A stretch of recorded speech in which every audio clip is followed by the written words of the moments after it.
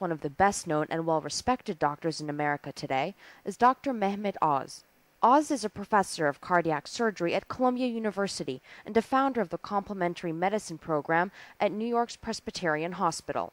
Dr. Oz predicts that the future of energy medicine has arrived. I think that energy and the use of energy in healing will be the biggest frontier in medicine over the next decade. And the reason for that is if you think about a cell and what defines life at the level of a cell, it's all about the energy on the inside and the outside being different. That's what defines life. Well, I understand if you put the cells together into an organ and aggregate the organs into a body should have energy. But because we can't measure that in medicine, we've been hesitant to think about tapping into it. But Dr. Oz is tapping into that belief. In a small study of Reiki healing, Dr. Oz used energy healers known as Reiki masters in the operating theater on open-heart patients. The result? Out of 11 patients treated with Reiki in Dr. Oz's operating room, not one experienced the usual post-operative depression. In the bypass patients, not one experienced post-operative pain or leg weakness. And in the transplant group, not a single one experienced organ rejection. When we come back, we take a trip to another world-renowned medical center that is embracing the trend of treating patients' mind, body, and soul. And we see how doctors there are embracing new trends in healing to try to end a child's chronic pain.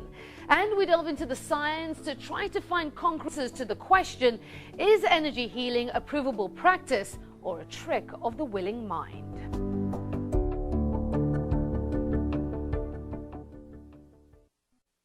UCLA Medical Center consists among the top 3 hospitals in the country. For 18 years in a row, it has garnered U.S. News and World Report's prestigious ranking as the best hospital in the Western United States. And it is here that many cutting-edge therapies are being implemented in patient care. The UCLA Pediatric Pain Clinic and director Dr. Lonnie Zetzler work with children who have chronic, debilitating pain. 4, 5, 6, 7, 8. Courtney Kernick is one of those children, a high-achieving 15-year-old diver with a bright future ahead of her and the hopes of one day competing in the Olympics. Courtney had all but seen that dream disappear as pain took over her life.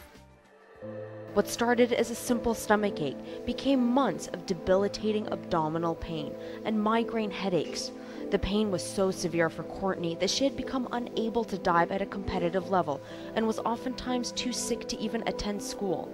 Courtney's mother, Diane, it was difficult seeing her daughter suffer. It's really frustrating and it's very stressful because, I think we always say as mothers we would take our own child's pain and, in a heartbeat my husband and I would take it, and it's just frustrating to see such a young kid being held back by something nobody can control. And when you hit doctor after doctor and even they don't have the answer sometimes, it's very frustrating and very stressful. After months of tests, pain meds, and antibiotics failed to resolve Courtney's pain, a doctor at Cedars-Sinai told Diane that she should try something slightly out of the ordinary. Come on in. He sent Diane and her daughter to the UCLA Pain Management Clinic for alternative treatment and energy healing. Reiki energy, I think, is the newest complementary therapy on the horizon. A recommendation that Diane wasn't completely sold on, but was willing to give a try. As a mother, I think you see your kids sick and you just want to do anything to help them feel better. Trying an alternative therapy such as energy medicine for her pain was met with a teenage dose of skepticism. I never really knew what it was or heard of it before, and when they said it, I wasn't really open to anything else alternatively, but my parents kind of told me that I should just give it a try, and I did. Take another huge deep breath. Helping to treat Courtney was Carolyn Coldridge, an energy healer who's on staff at the UCLA Pediatric Clinic. Her path to energy medicine, like Judith Orloff's, was far from direct. I've been a psychotherapist for 12 years. I went to Columbia, and as I was there studying, I was really into spirituality and different types of healing. And I would see a lot of energy. I would get messages from, their guides at times, and messages from their soul, basically. This is what I want to do to heal. And it was these abilities that led Carolyn to become a full-time energy healer. She says the time has come for energy medicine to take its rightful place as a complement to traditional care. People are looking for different answers. The traditional can't keep up with all these different problems. We need to deal with the spirit in a person, and energy healing, Reiki, deals with the spirit.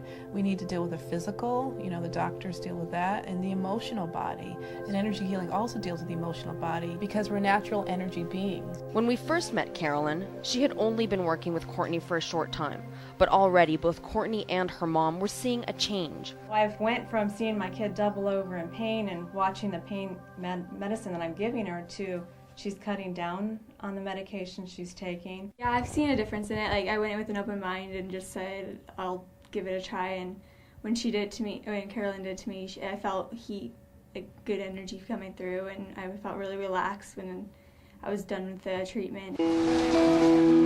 Several months later, we caught up with Courtney and her mom again, and a lot had changed. Courtney had stopped her energy healing sessions with Coldridge because her insurance company would not reimburse the treatment cost. But Diane says she believes the time they did have with Coldridge in the end helped find the answer to Courtney's mysterious illness. With the energy healing, it helped a lot in just dealing with things before we didn't know what was wrong. Carolyn actually kept telling us she felt a blockage when she would do the energy healing. And that was what in my gut told me we needed to still pursue with doctors and try to find out what was wrong instead of listening to the doctors that told us it was all psychological. That persistence paid off. Eventually, doctors found and surgically corrected a congenital defect in Courtney's pancreas. And now, Courtney has returned to the diving platform, free of pain and full of life. I love it. I couldn't do it for a while, and now that I'm back, I'm so happy again. And focused again on the hope of regaining her Olympic dream. Facebook generation aside, energy healing used to be written off as new age, out there, or free. But science has a way of changing minds when it proves the unprovable. When we come back, how researchers are looking to breast cancer survivors to do just that.